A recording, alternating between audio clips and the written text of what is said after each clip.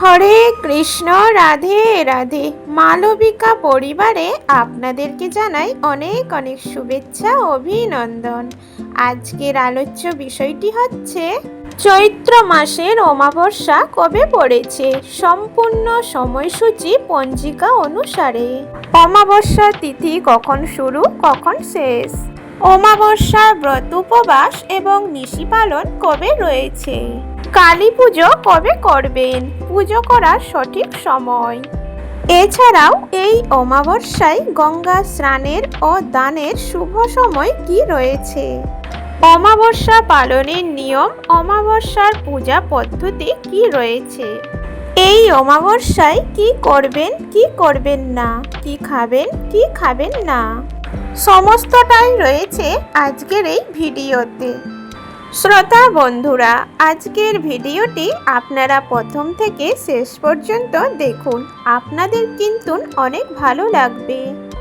ভিডিওর শুরুতে আমরা জেনে নেব এই চৈত্র মাসের অমাবস্যা তিথি আপনারা কেন পালন করবেন।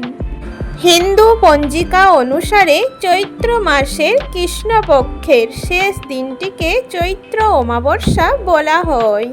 অমাবস্যা হলো একটি পবিত্র সময় যখন চাঁদ অদৃশ্য হয়ে যায় এবং বায়ুমণ্ডলে একটি বিশেষ আধ্যাত্মিক শক্তি প্রবেশ করে।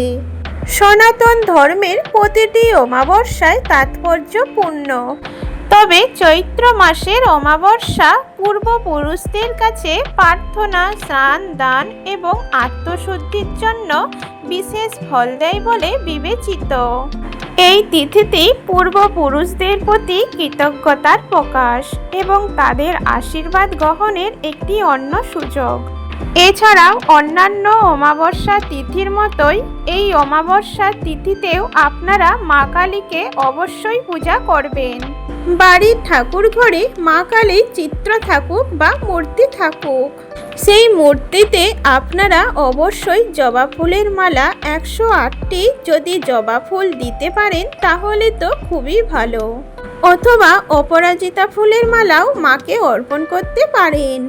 এইবারে আমরা জানব অমাবস্যার তিথি কখন থেকে শুরু হচ্ছে। 18ই মার্চ, 3রা চৈত্র বুধবার সকাল 7টা 47 থেকে শুরু হচ্ছে অমাবস্যা তিথি। 19শে মার্চ, চৌঠা চৈত্র বৃহস্পতিবার সকাল 6টা 56 পর্যন্ত অমাবস্যা তিথি থাকছে। অর্থাৎ চৈত্র অমাবস্যার পালনই রয়েছে উদয় তিথি অনুসারে চৌঠায় চৈত্র 19শে মার্চ বৃহস্পতিবার।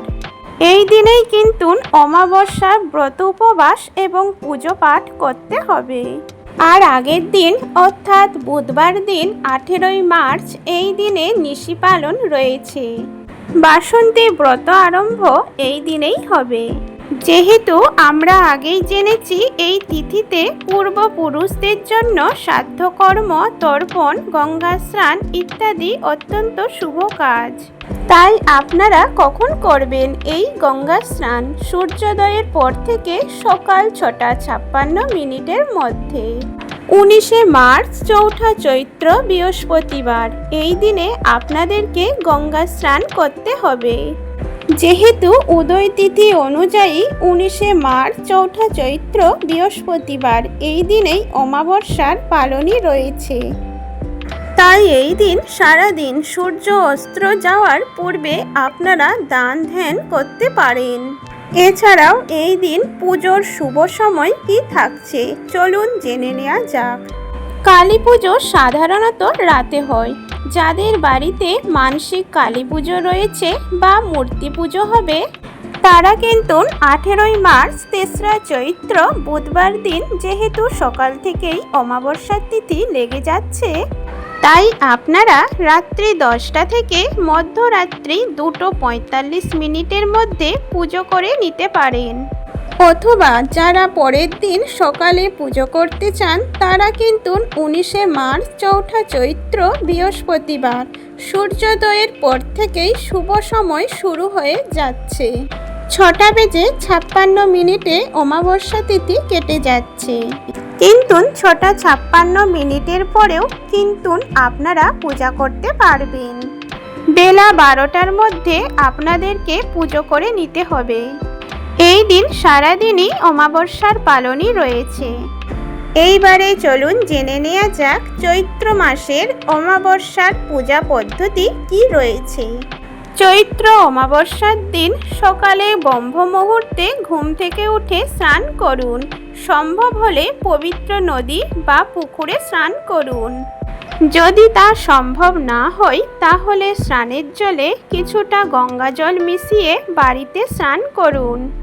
স্নানের পর অক্ষত, ধানের শীষ, লাল ফুল, জল মিশিয়ে সূর্য দেবতাকে জল অর্পণ করুন।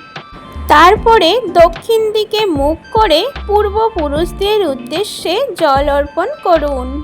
যদি গঙ্গায় যাওয়া সম্ভব না হয় তাহলে বাড়িতেই দক্ষিণমুখী বসে বা দাঁড়িয়ে আপনারা জল অর্পণ করতে পারেন।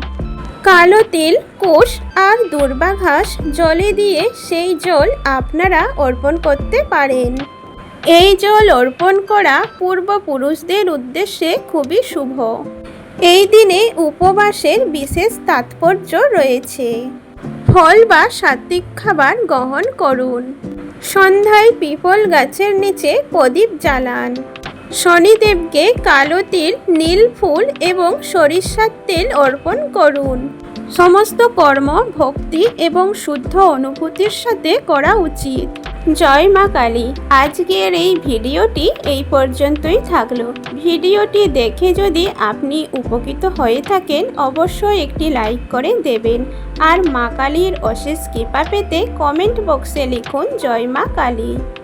আর চ্যানেলে যদি নতুন বন্ধু হয়ে থাকেন চ্যানেলটি সাবস্ক্রাইব করে পাশে থাকা বেল আইকনটি প্রেস করে রাখার অনুরোধ রইল, যাতে সকল ভিডিওর নোটিফিকেশান আপনারা খুব সহজেই পেয়ে যাবেন। এবং ভিডিওটি বন্ধু প্রিয়জনদের সাথে শেয়ার করার অনুরোধ রইল। তার সাথে সকলেই ভালো থাকবেন, সুস্থ থাকবেন।